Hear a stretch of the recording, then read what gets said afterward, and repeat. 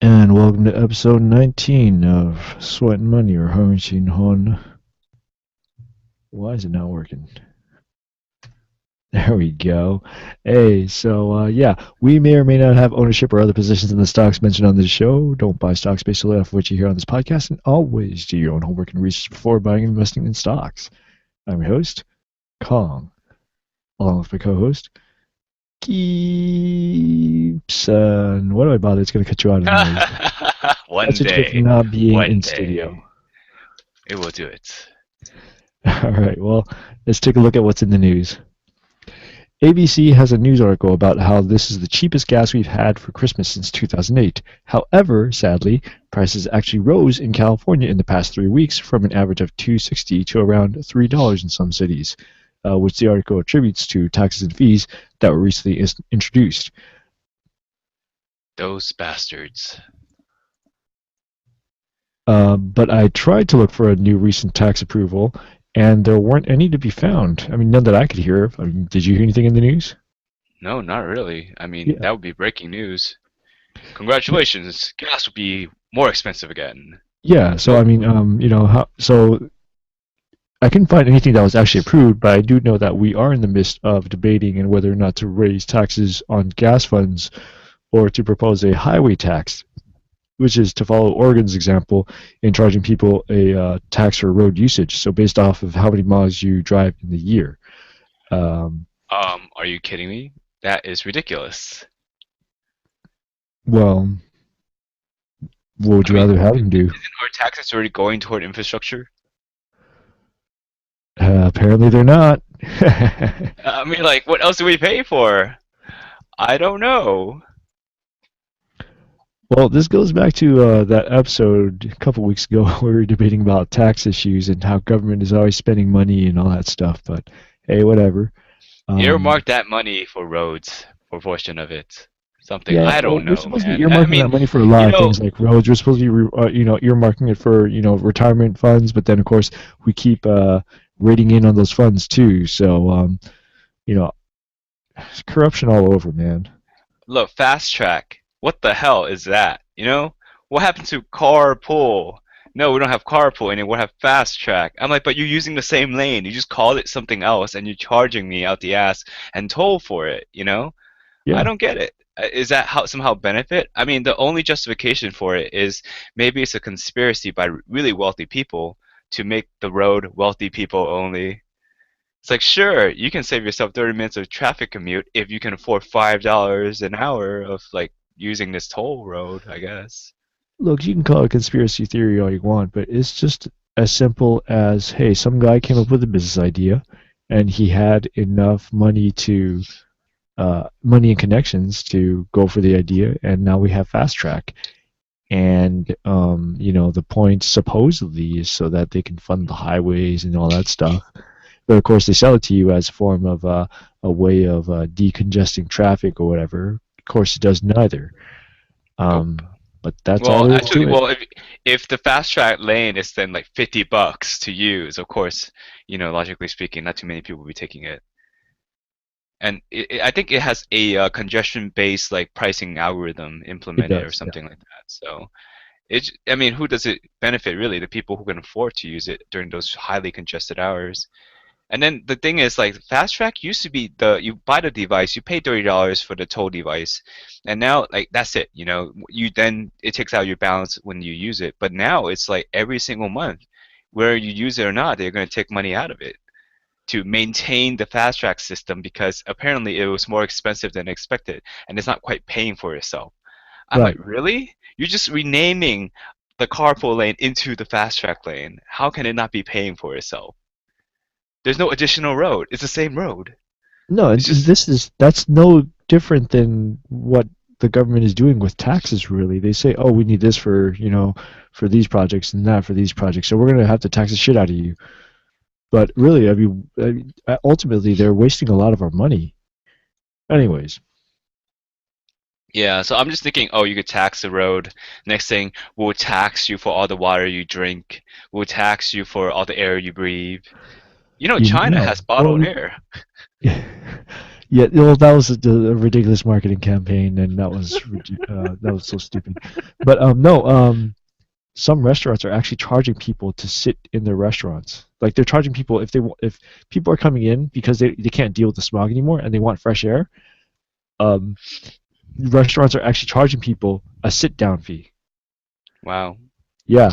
So just because you want some free air, air I that know. isn't The from air the inside the smog. Yeah. restaurant is so much cleaner, you see.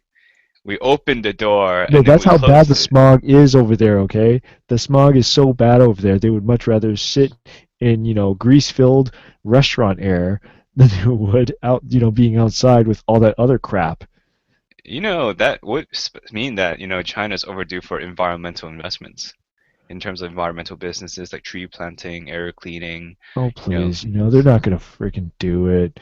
They're gonna be like, oh, those Western values of tree planting. I know. you We know, just buy the air from Canada where they have all the trees. That actually technically that would be more Western, really, technically speaking.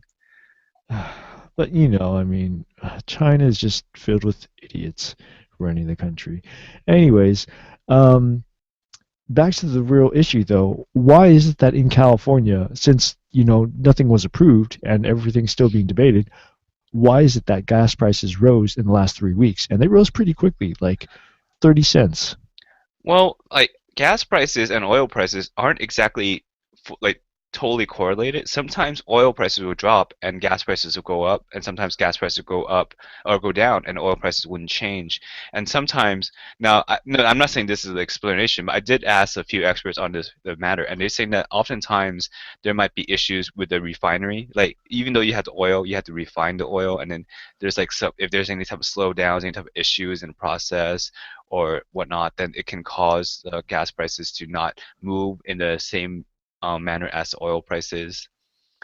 So which refineries are having trouble? I mean, I was just in the one. I just drove past the one over in Torrance, and I mean, they seem to be doing pretty good. I didn't see Huh. any explosions or anything. I didn't see I any don't like do know. not cross tapes or anything like that. So, Yeah, but I don't know. I mean, I would imagine perhaps it's like a globalization effect. Like but this is it only happening in California. Everyone else is getting cheap freaking gas, and yet in California it rose 30 cents in the past 3 weeks. Something is wrong. perhaps our demand went up. That much? Well, we do have a very hefty population in California that rivals pretty much all of the states, I don't minus a hear New couple of York having them. the same trouble.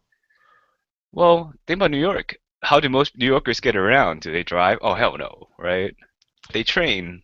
No, they do have public transportation, but that doesn't mean that they don't have people that don't have cars either. But the demand, the quantity of cars in California, I would imagine would dwarf that of New York. Uh, maybe, I'm maybe willing to not. I'm bet a not buck sure. on this. I mean, as far as the population count goes, I think they barely beat us. I'm not sure. Well, I'm just saying, in the lack of any extra information, like that's kind of the only explanation I can think of, is perhaps because of the cold front that California has been experiencing, our energy demand has gone up, and because of that, we consume more energy, and somehow it maybe is related to the production of gasoline and demand for gasoline, which causes us to consume more. If you look at the topical front, California actually experienced various sections of California experienced snowfall, but New York during like Christmas basically experienced no white Christmas. But California, yeah, if you're in the right place at the right time, white Christmas all over, right? Yeah, pretty So much. Yeah, pretty much. Most of the U.S. had a much warmer winter than we did for California. So, yeah, it would have been cool to have like snow in LA for the first time. no, it wouldn't. Do you know how many bad drivers there are out there, especially considering how far you have to drive? I said this exact same point to another person that snow is great, winter is great, white Christmas is great, but do you really want all the consequences associated with snow? Like cars sliding off the road, crashing into shit, Yeah, like. people drive badly enough, when there's rain. If there's snow, even if it's like half an inch, people would be freaking out. Exactly. I would just like, just drive further away from LA to one of the mountains around it and then just spend a night in a snowy cabin, call it a day, More realistic. Yeah. Well, Oh, roads amongst California the worst. yeah, I that comes drove back to, through a you know, few horrible potholes. infrastructure. I think today, just today. Yeah. Yeah, I was thinking, when Bush when Bush was running for presidency, like I was driving from the west side of LA to the east side. That's generally a commute of mine, and I'd have a daily commute. And then suddenly, out of nowhere, like the road was completely repaved, and like everything's like all the potholes were gone. Like every single road issue was fixed. The road looked completely brand new. I'm like, what the fuck is going on?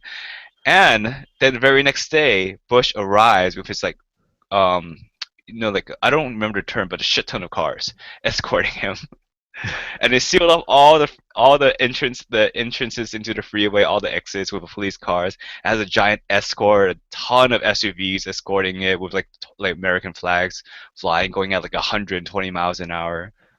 What we need is a president or a president elect or president running for president to just drive around LA, all of LA, and all the It's roads. not like Obama's never been to LA before, so No, he actually no, he Obama did come to LA, I believe. But then, one thing I did respect about the guy is that instead of taking the roads, he took the helicopter. He said that he wanted to avoid like the congestion on the roads. And if I've after having sat through the car like parade that I sat through for Bush, that I could respect him a bit for that. In that sense, at least he put in like that much thought into the process. I'm not sure if it helped, but I think it definitely would have been better than like, all the entrances and exits of the 10 and the 5 and all these other freeways completely sealed while he makes this route from LAX to wherever he's going. I don't know why the potholes aren't fixed. It'd be nice if they fix it, especially with Alhambra, with all these crazy ass policies they have. There should be no potholes there. Everything should be well lit. The sheer amount of money they must be making over there. yeah, pretty much. I mean, like this article is saying right here. I mean, um, we're not putting too much into the topic of the article itself, but basically the article is saying that we have the highest taxes, and yet our roads are one of the worst in the country. Even worse than Hawaii right now, because I remember, sorry, before I left Hawaii, they were actually starting to work on a lot of their road issues. It makes me wonder why. I mean, it could go back to your claim that just government misspending of money. But this is like a state level government, and the question is, if you guys aren't spending on roads, you guys aren't investing in education, where is that money going to? How do the layman keep track of where you guys are spending the money? And yeah, if Well, the we taxes really aren't can't going if you look to, at it. I mean, yeah. California's politics are just so what's the word? Um, they're very opaque. There's no transparency whatsoever with the California government. So if like you always get some politician like Schwarzenegger coming around saying, "Oh, I'm going to clean things up. You need an outsider." That didn't work. And then of course you get Jerry Brown, who was former governor back in like what the late '70s or whatever. And if you ask some Republicans, they said, yeah, he screwed over California and all that. Others will say otherwise, of course. But he comes in, he's like, yeah, we had an outsider before, and we need an insider to come and reform things from the inside. And really, what has he done? He You know hasn't. what? Go I, ahead. I I just realized there's a website called SACP. Have you ever heard of it? Yeah, yeah. Yeah, yeah. State Worker Salary Database. I just pulled up the first page of it, and then basically the highest paid employee is $3.48 million. I'm like, what? That's where our money went, to that one guy. Well, no, I mean, if you look at it, the government employee benefits are very, very good. In some respects, the federal worker benefits are better, but California state benefits are still pretty good, and especially the retirement funds that they have. Like I hear a lot of people, they're talking about, oh, the military retirement needs to get reformed because it's unsustainable. But honestly, if you think about it, if you look at say police retirement, right?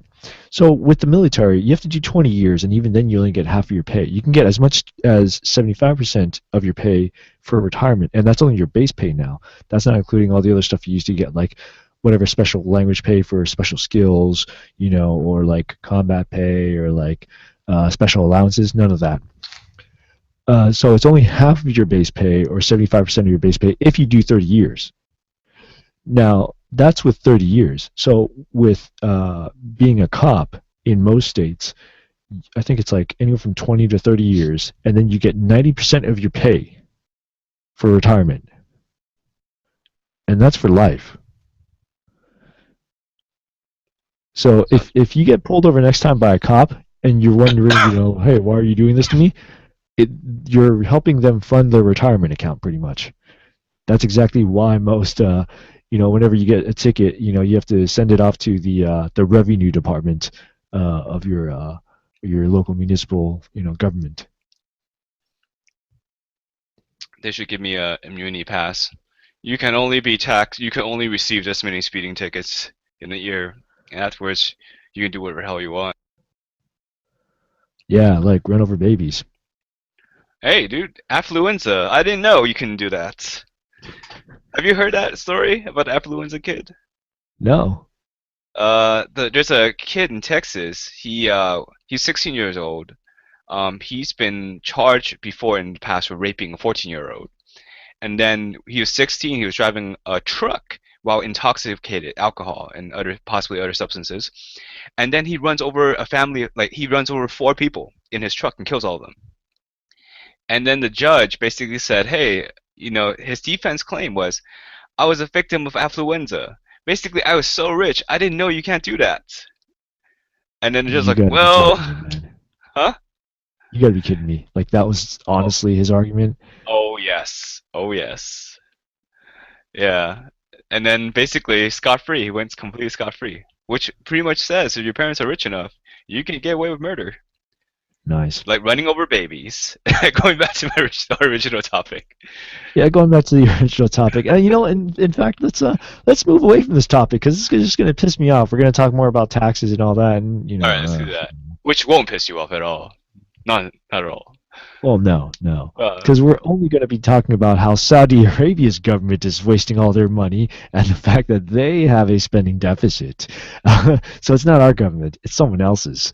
So Saudi Arabia, of course, is one of the OPEC. um, yeah oil generating countries of OPEC.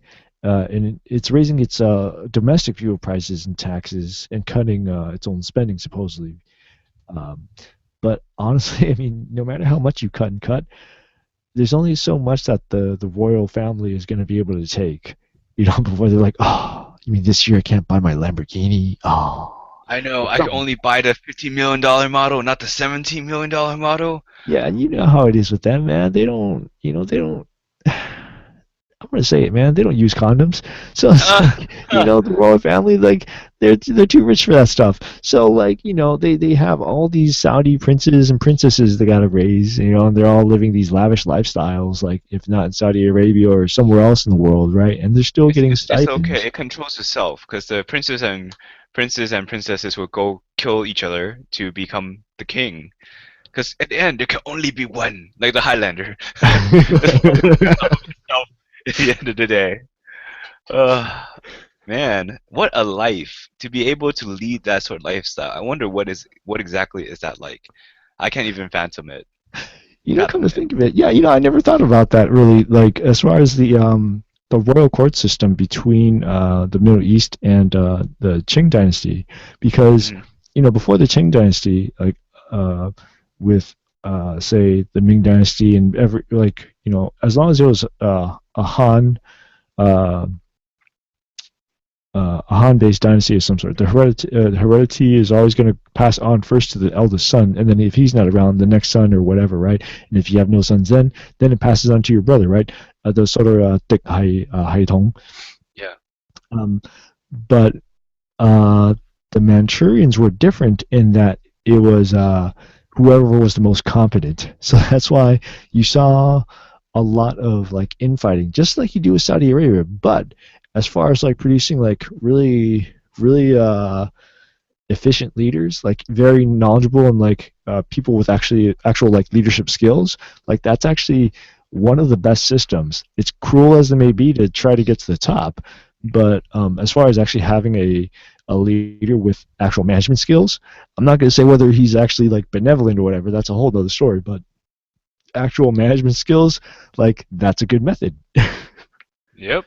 I don't know, but with all the prince and princesses and the king spoiling his sibling or his children, his offsprings, what happens to the aunts and uncles? What happens then? I don't know.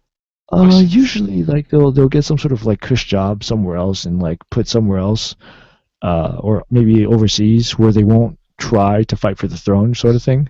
So like they'll learn to basically uh, suck the Saudi Arabian economy dry, like what's happening right now, because We solved it. We yeah, figured out the problem, guys. We solved it. yeah, But it would kind of explain OPEC's position, really. You know, like for the longest time, they're like, you know what, we'll raise the prices, it's fine, we can hold out, we can just cut limit supply, we limit the revenue, it's okay, we maximize profit. Well, not maximize profit for supply, not necessarily maximize profit in total, right? They're yeah, restricting output, but maybe all this deficit spending and all this lavish lifestyle they're just used to, like, hey, what the hell happened? You know, we're basically turning off the tap on them, right? So maybe they're just incentivized to even pump even more gas. And then maybe they're thinking if they just cover deficit now in the future, they worry about reducing their spending then. yeah. I don't know. It's really hard. I mean, because yeah, they have to maintain market share, but at the same time, by trying to maintain it, they're drastically lowering the prices of their oil. So how else are they gonna, generate revenue? And then on top of, I mean, there's the royal family issue we just mentioned, but also, they're pumping in a lot of money and trying to fight ISIS as well and other, threats in the Middle East. Not necessarily out of altruistic reasons, but more out of, their own national interests as well. So there's that as well.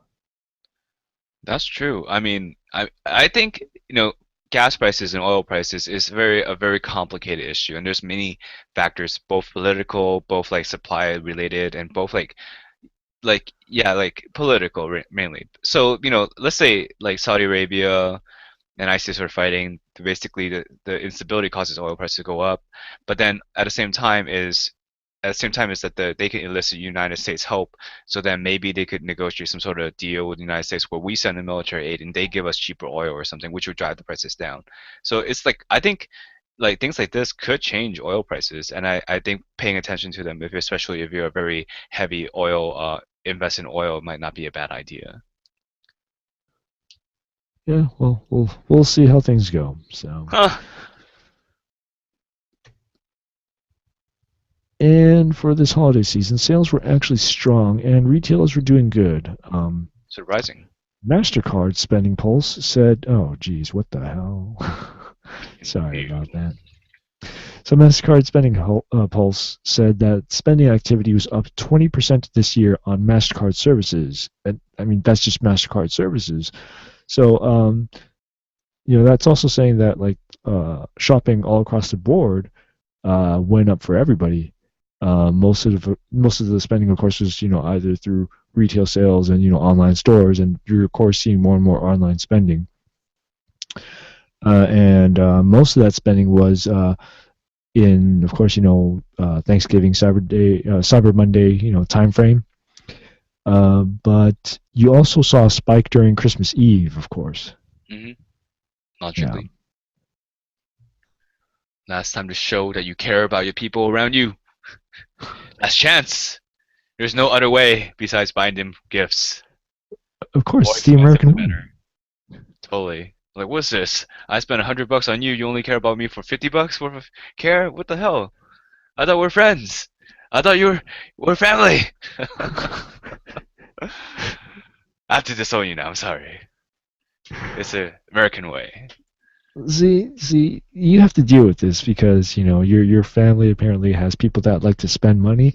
My family, on the other hand, I mean, don't get me wrong, they like to spend money, but we grew up poor, and we didn't really celebrate Christmas all that much. So we don't really expect presents.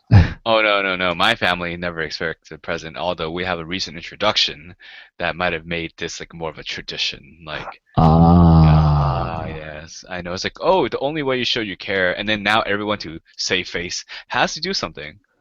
Like, oh, I see. So you're not gonna give them presents. It's disrespectful. Blah blah blah. And then it's like, oh, you got everyone else something, but not me.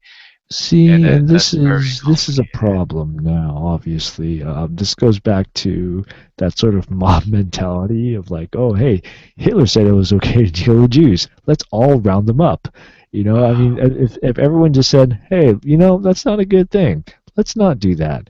Then, maybe history might have been different. Who knows? Although if you're a retailer, you're extremely thankful for Christmas. It Yeah. does make me wonder, how did it all start? Why buy something? Why gift something? What was this about?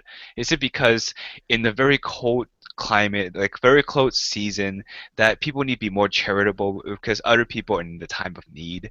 Perhaps you give them food or whatnot. I don't know how it started. It is a curiosity of mine. I mean, perhaps before it was just food. Like, basically, during Christmas, instead of gifting things to your family members, you go out in the street and take care of the homeless people. You see someone in need, you try to assist them however you can, in the spirit of love and peace, I guess. Which also makes me wonder, why just one day of the year? Why not every day of the year? Why is it Oh, great. it's Now kind you of like want nuts, us to feed the homeless every day of the single year? Jeez, man, that's a lot of I work. know, take care of famine, poverty, do some social good. Social good? Oh, man. I know, I know. It's a very complicated issue. I think all these issues, all these problems, global climate change, all these things is just due to over resource consumption problem, due to overpopulation of the earth. Just saying, throwing it out there. All right. Well, Topic for hey, another let's time. let's look at the week in review. How about that? Yay! Tuesday and Wednesday, the markets were looking pretty good, but Thursday, Christmas Eve, saw a slight drop in the markets and were closed early that day. Last Friday was Christmas, and the markets were closed. So let's look at, well, it's not just today's performance, it's also yesterday's performance as well, since Yay! we're late in releasing this. So Monday continued Thursday's unfinished business, and the markets were down slightly. The Dow was down 23 points, S&P was down 4 points, and the Nasdaq was down 7.5 points. No. That was because of basically the continuing falling oil prices, following except for California, that is, and China's industrial performance was down 6 straight months in November. Dun dun Yeah. dun. Other Fear is drags on the slowly market creeping back on in. Monday. What? The fear, global panic, slowly creeping back in. Oh, well, this is yesterday, so, we're just doing a little review here. And, of course, other things that were dragging the markets down yesterday were Apple. Apparently, investors are worried about Apple's iPhone sales. They say that it might be slumping. Great time to short Apple. Well, here's the thing. Now, investors have a right to be concerned because iPhone's smartphone dominance has been dropping with ever increasing competition. However, for the holiday season, Apple products were almost 50% of newly activated devices, while Samsung came in at a distant second place with nearly 20%. Yeah, I I mean, mean, it's still at the top rank, 50%? but that Like doesn't nearly mean, I mean, the 50% of revenue might be activations? That's decreasing. like, how can you be complaining about that? Well, I mean, at the end of the day, everyone, what really drives price, like the prices, is most likely earnings. And if, like Apple's like market share is gradually shrinking, despite the fact that they're still the leader, that doesn't refute the fact that they're losing market share gradually. They're not selling as much stuff. So that is a definite concern for that. And I don't know if there's any other flagship Apple product that is just like, oh my God, this is Apple. I almost feel like at this point, an iPhone is more Apple than a Macintosh machine.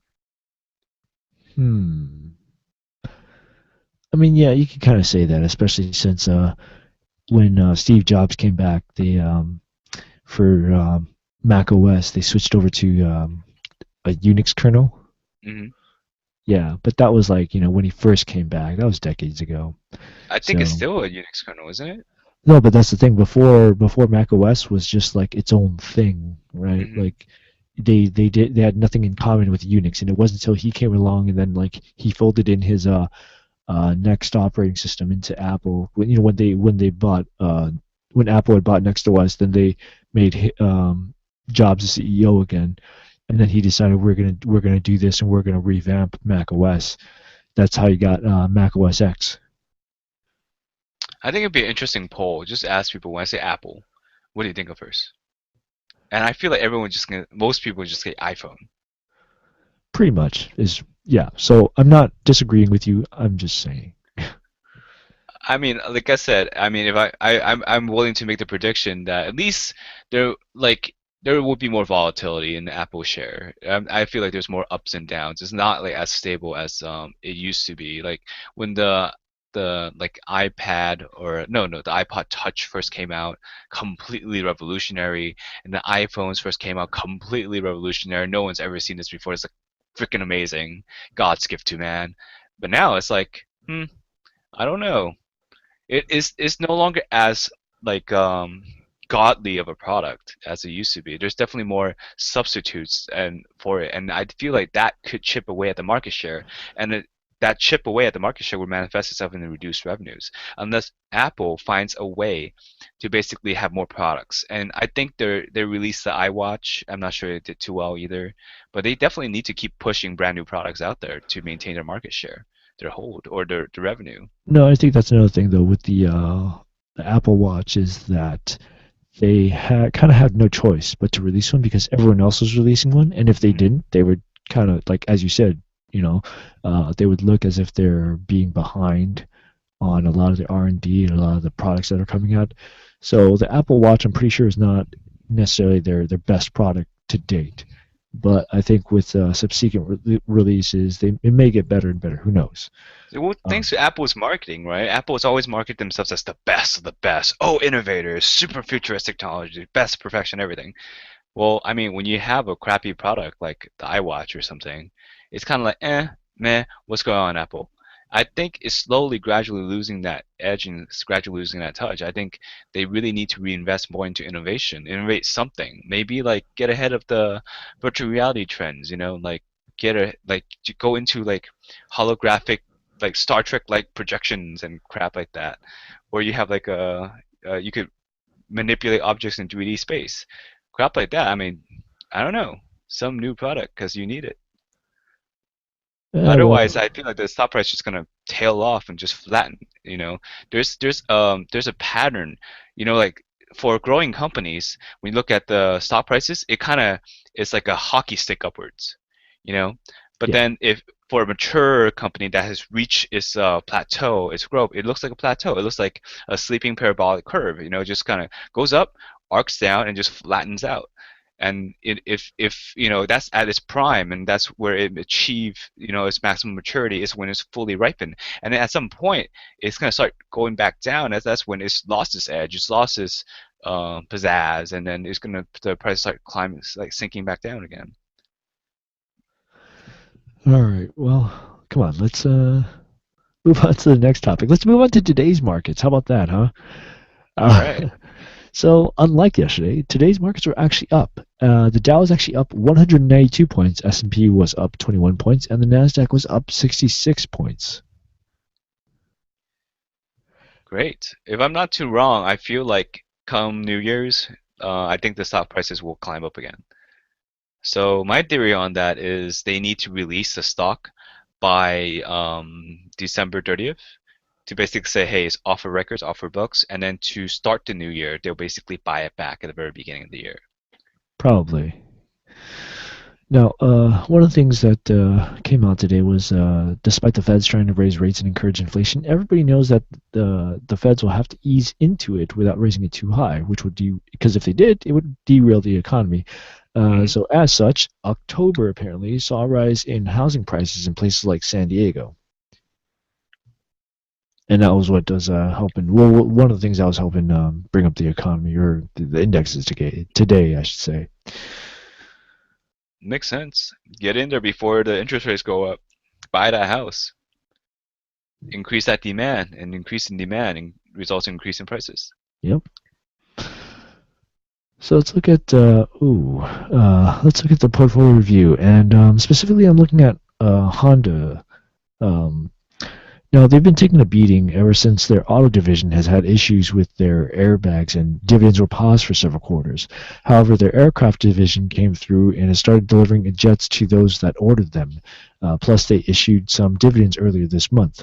Will this success also translate back into their auto division? We have yet to see. Don't know. I mean, watch that revenue growth, I guess. Yeah. Did you put in your order for a Honda jet? Uh, yeah, I think so. I mean, they had Come to on, it's like, accept monopoly relatively money, cheap for but your average millionaire. I know. I mean, I try to get one with monopoly money. We'll see how it goes. I'll take 10 of them, and I'll trade you a Park Place. Well, Uh, um, they're only like, $4.5 million. Come on, please. I Only don't 10. know. You can I'm gonna have afford more to. than that. Maybe I could talk to one of those desperate Saudis and tell them that this is the currency of my country and it's worth 4.5 million US dollars. Maybe they'll take it. They might. They just might. Hopefully, that's my only shot for now.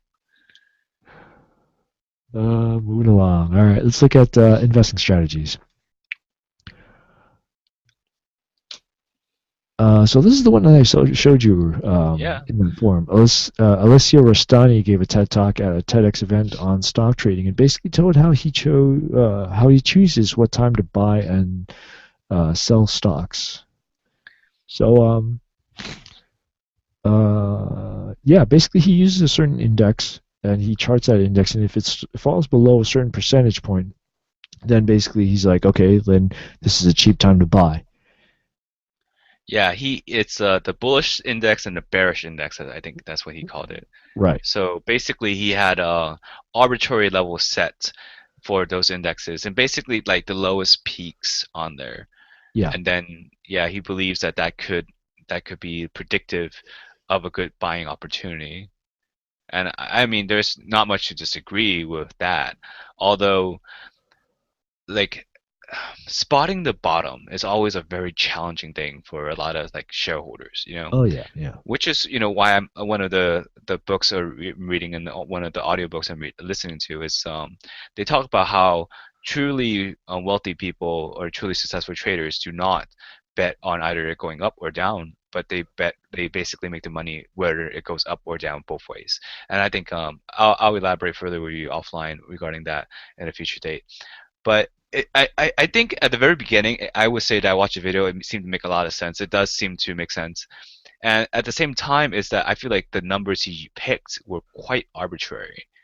Like, or it's like, what's the step? What's the difference between bottom and like being caught in a downward slide down? It's there's not much. And not only that, but these strategies are I think it's good to be aware of and contemplate. Like for example, when it hits the lowest it's ever been, on the bearish index, perhaps it's time to pay attention and assess the situation where or not it's a good buying opportunity. But it might not be like an algorithmic thing where as soon as it hits this value, you should buy. I think that is the wrong way to. That's the wrong takeaway. I think the proper takeaway, and he makes it sound like it's an automated thing. You're sure to win if you could do this. um, no, I think it's a thing for you to like with investing. You never want to go, oh, this is a magic formula I'm supposed to use. It's everything. A lot of kind of like the political polls, the Black-Scholes formula for option pricing, and in fact, the hedge fund that the Black-Scholes creators created, one is a completely mathematical model. It's using like all these very, very advanced and complicated statistics to predict market direction and price movement and whatnot. And one of the fallacies of such models is that as long as everything all the assumptions stay exactly the same, the conditions stay exactly the same, then the model is accurate. But if something fundamentally changes, then that model is no longer accurate. For example, I believe with Obama, like Obama's election, there was a massive upset. A lot of the polls did not predict that he would take the presidency at all. And why was this? Is because I believe that they made the prediction based on the old model of who attended it, and of those people that did attend, how much of a voting share they have. They didn't account for all the new vote, like all the young voters and all these ethnic voters that came to the poll. So that's an example of when math doesn't quite That's a little account bit for the. overblown, though, as far as the supposed young voters that came in and voted. That I mean, there were more of them compared to previous elections, but there weren't enough to, say, drown out the previous voters that did actually vote in the previous elections. Well, Um, fundamental. I'm just trying to but highlight no, the I fundamental. agree. I agree with Yeah. you. I know what you're saying. You're basically saying that the model that people have chosen may actually be flawed, and it may not fit for every situation. I Yeah, understand that. because with his demo, he basically he's saying if you backtest this strategy, it will work. But then, like the question, like maybe he did implement the strategy on a period of time, or maybe he didn't.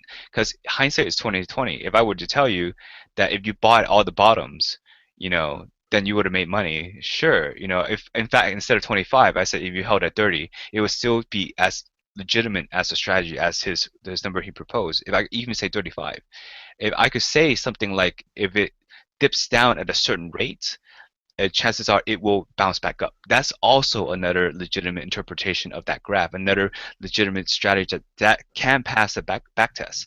So I think like I didn't take it the lecture that he had as super literal, but I think it is a very interesting index to keep in mind. Oh yeah, And yeah. No, I agree. Yeah. yeah.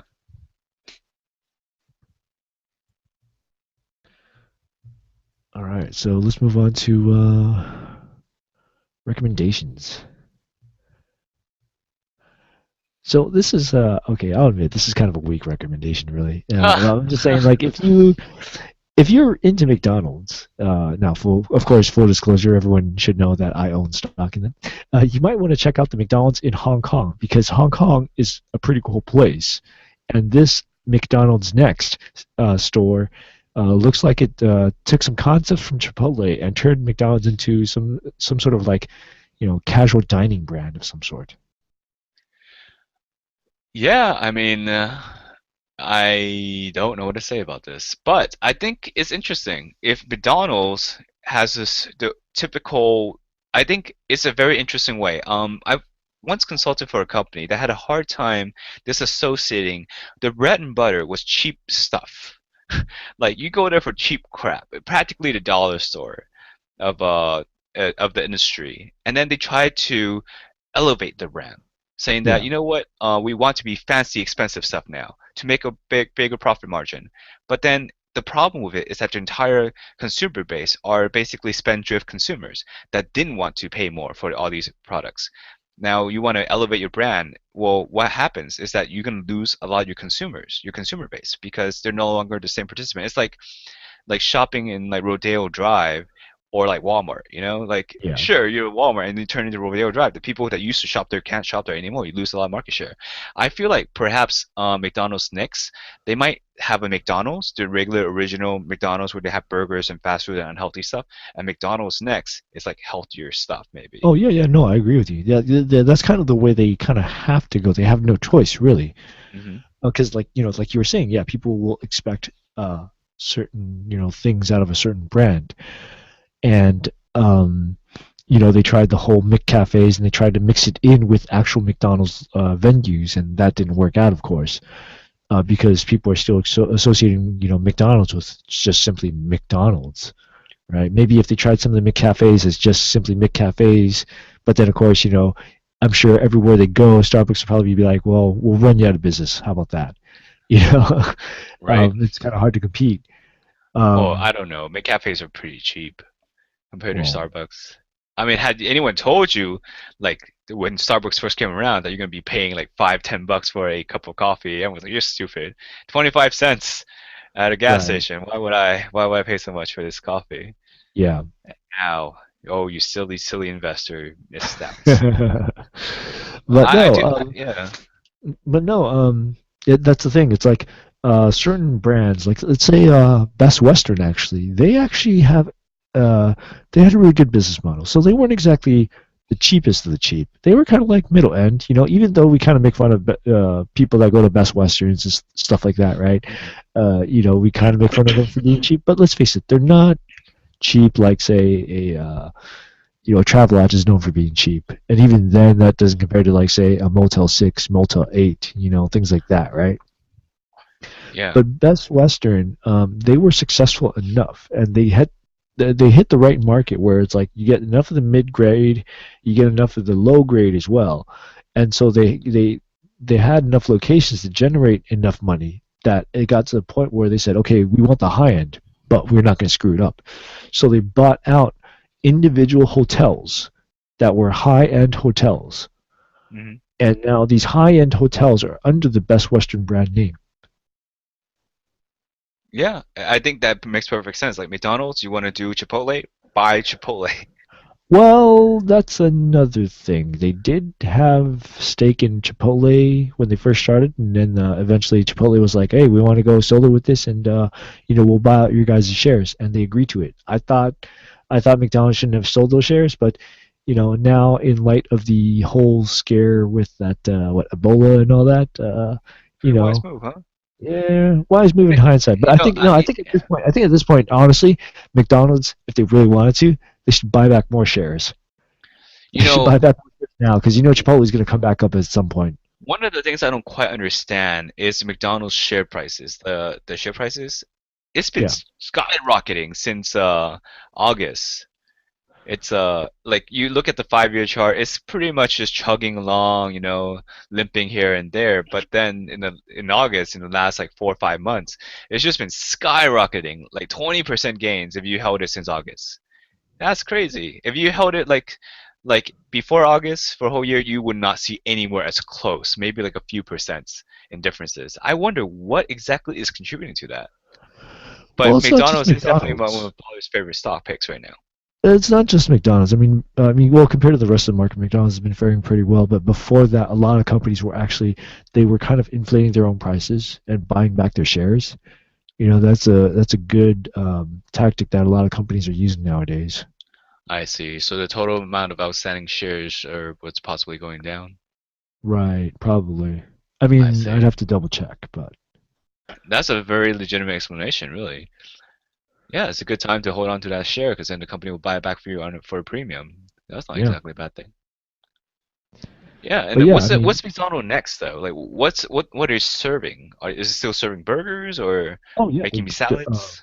yeah, they have a lot of salads, a lot of burgers, and but it's basically like some guys standing behind some glass platter, just like Chipotle, and it's like, hey, how would you want to assemble this burger? Like, I want this and that and the other Wow, thing in there. fancy. I know.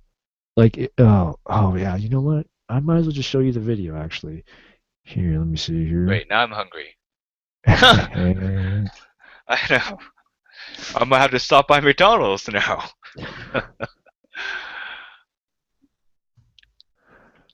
Oh, you can't come if you can. No. Delicious. Yeah. So like, yeah, if you look at that burger with a flag on it. And I don't know if this girl comes with the burger and the shake too and all that. And look, Snoopy cup. Look, they even draw a Snoopy little thing, What? on your little tag. Oh Yeah, no way. yeah. Look Snoopy at that. cups. Oh no. With your Oh, burger. Yeah, Starbucks. there you You're in go. trouble. I don't know if they have to pay any licensing fees for that, but whatever. Huh. Oh, and they sell their Maybe. own, coffee brand, Sunday Kiss. Nice. McDonald's, there's Nestle. When I see the word Nestle, what do you think, right? Maybe chocolate. Evil corporation, but Oh hey, they make yeah, a lot of money. yeah. They are successful. But They are very. their name, they own so much crap. Yeah, yeah, they do. Yeah, you don't even know that they own. You're probably consuming a Nestle product, sitting on a Nestle product. You don't even know that you're doing it. Yeah. That's how much stuff they own. I just wonder if McDonald's really needs to brand anything McDonald's at this point. Maybe they just be like Nestle, they just buy all these products, buy all these companies. Yeah, maybe. I want to try that Snoopy coffee though now. Yeah, dude, I really, if they have it, I would totally just go there and We find gotta out. go to Hong Kong, man. Huh? Gotta go to Gotta Hong go to Hong Kong. Kong. See, I now understand why people see these places as fancy places now. I'm like, I can see that. You got a Snoopy chocolate, you No, got it's a funny Snoopy actually. It's funny coffee. because then like the McDonald's when it was first introduced to Hong Kong, of course, any foreign, so it was like, oh, white Yale, like oh, foreign stuff, whoa, high class, right? It really was high class, but then like eventually it got to the point where just like in America now, McDonald's is just like everyday thing, like poor people go there. Um, like for a while there, Hong Kong actually had an issue where homeless people were sleeping at the McDonald's that were open 24/7. Wow. Yeah. And like I think couple a year or two ago, there was a homeless person. She slept in there, and then like she pretty much like she died on Wow. the spot in the McDonald's, and like she was dead for like maybe a couple hours before someone was like, "Hey, oh crap, you're dead." Oh Um, no. yeah. Yeah, for those who don't know, who've never been to Asia, if you go to any place and there's a McDonald's, it'll be open 24/7 in Asia. If it doesn't stay open 24/7, you're in Podungville. That's all I'm gonna say. Hmm. Interesting. But yeah, Yeah, it's mainly because of these dead people that keep showing up. Hey, I think it's a theme. I think they have the licensing rights. they probably do. Oh yeah, yeah, because they're probably promoting the Peanuts movie. What? Yeah, yeah, look at that. You got Charlie Brown, you got Gingerbread Man right here. I mean, you don't know Sure, no licensing sure. for that. Yeah, I Snoopy. I know. mean, yeah, Yeah, they're yeah, yeah, promoting yeah. The Snoopy The movie. Snoopy movie, yeah. But I wonder now. It's not as Recreation fancy made as the by other us, places. served by you. Yeah, nice. I know exactly where this is at. It's over in Kamjong, over in Admiralty District. Really, man, it sounds exciting. Too bad I don't get vacations. Tears.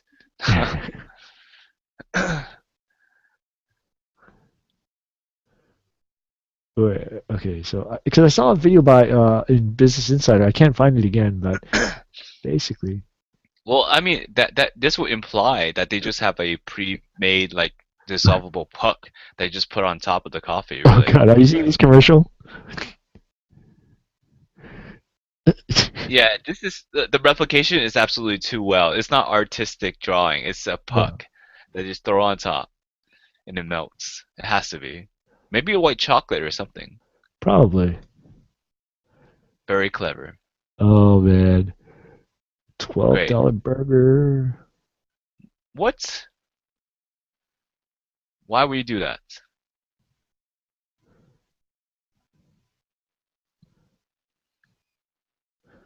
There's New York.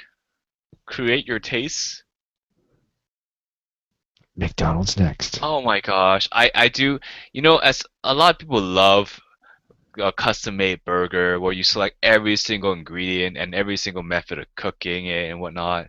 Yeah. I hate that. I'm like, look, man, if I want to cook my own burger, I would just do it. I want I want that pre-made shit where I don't even know what's in the sauce. It's like, look, I want you to chop garlic, and I want you to mince it, and then I want you to sprinkle it into the sauce, like some salad dressing, and then add some like a teaspoon of sugar, and then a teaspoon of salt, and then you rub it on the patty, and then you grill it, and then you take the salad and you throw this other dressing on top. I'm like, dude, really? Honestly, why? I just want damn number one. Give me the number one over there. Part my father, when he first came to America, and to this day, I do witness this a lot. Is any type of like ethnic person, even non-ethnic person, would go to McDonald's, and one of the things that make it so accessible to every single person of every single background is the fact that you just use numbers, like number one, number two, three, or four. You just hold your hands up and do it. I get you. I got it. Right? They give you the combo. Look at Yeah. a picture. Look at a number. You got it. It's a universal thing. But this customization thing, I mean, that's not as universal. But I don't know. I just see a lot of. I don't know. I'm not gonna be a big fan of the custom burger. I do like grilled onions over raw onions, though. That Oh, I I do have to admit. disagree with you, man.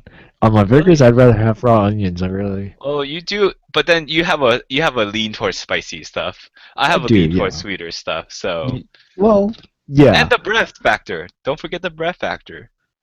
I don't give a shit, man. It's not like I Huh, got a girlfriend. Shit. I know, but you never know. Hey, man. If she really loves me, she would love my breath too. Okay. See, that's why my For all breath that smells like bacon and onioness coconuts, there man. is.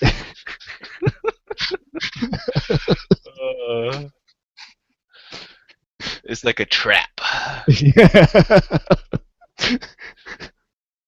Yeah. Coke. It's what's it called? Gibson mouthwash, brought to you by yours truly here at Sweat Money. Gibson brand, guaranteed. You'll seduce that woman just by talking to her. Well, I mean, like, here's the thing, though. I mean, like, yeah, like you do, like, I think that's going to be the thing with though with the McDonald's, the regular McDonald's. They're still going to be staying the way that you're talking about with the Mm. numbers. It's easy. You know what you want. In, out, bam, done. Right. But I think with this will get in with that, that high end market that we were talking about. Like, well, not necessarily high end, but like higher, slightly higher end, I suppose. Um, You know like if what's interesting about McDonald's? I do know a little bit more about McDonald's than what's being presented here. Is in one of my earlier classes, we did have a study of McDonald's, and part of what made McDonald's special at that time was that everyone else was customizing everything, and then the menu was extremely long. Like the restaurant menu was extremely long, took you forever to pick, took oh forever to yeah, get things done and cook. The complex menus took everything forever. And then McDonald's had their ultra simple like menu, which is burger and soda and fries, right? And then right, like In like and a Out couple, today, huh? like In and Out today. Yeah. I feel like maybe with if McDonald's is pivoting towards this new structure, perhaps it could leave room for another there might be a vacancy to fill, you know. There might be a unintended effect going on here, perhaps.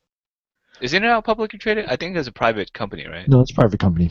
Oh, I've been recently obsessed with e-ink technologies. Ever since the e-ink price tags, apparently you could the a supermarket can change all the prices dynamically all at once using e-ink price tags.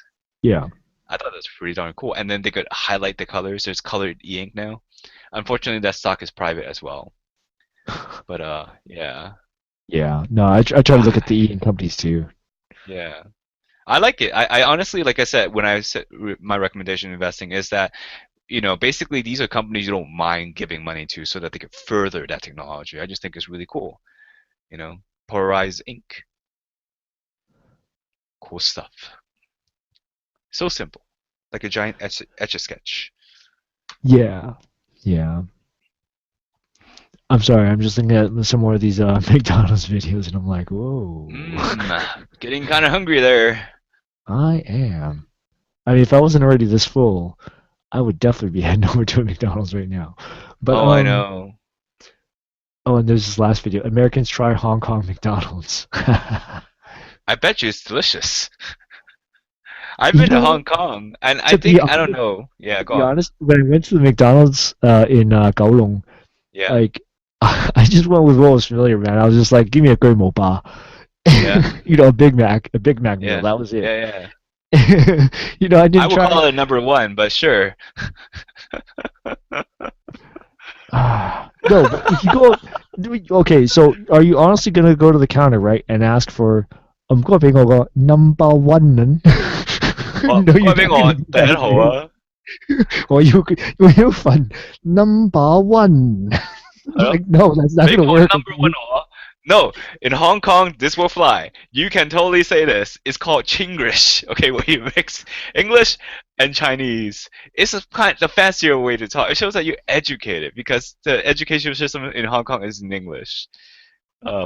Yeah, to a No, I mean good no. amount. There are certain times where you can like mix in your English, whatever. Like nowadays people even ask like they buy and buy it. Like, do you buy this idea, right? Yeah, it might That's fly. I'm such just an saying, American with that thing. same pattern, it No, might. no, no, There's but no, but then like, but I mean, you go to McDonald's. I don't think they're gonna be able to like.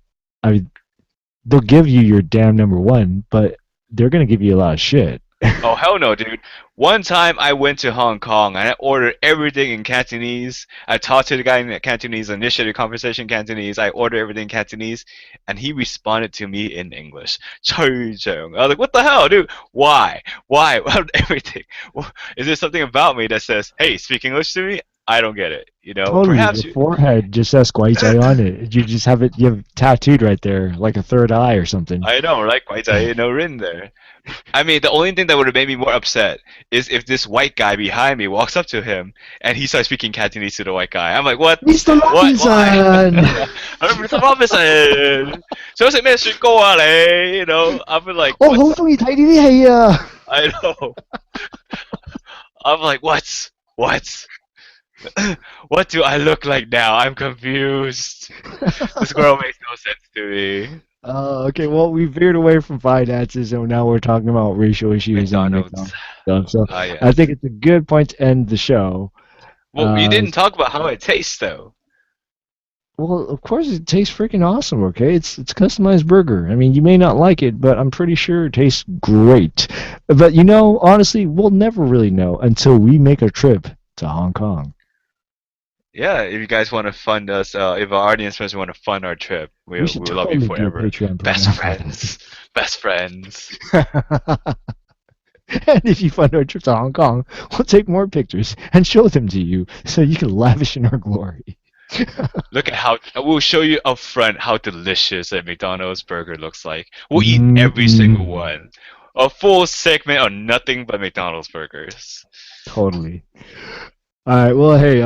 We may or may not have ownership or other positions in the stocks mentioned on this show. Don't buy stocks based solely off what you hear from this podcast, and always do your homework and research before investing in stocks. All right. Catch you guys later.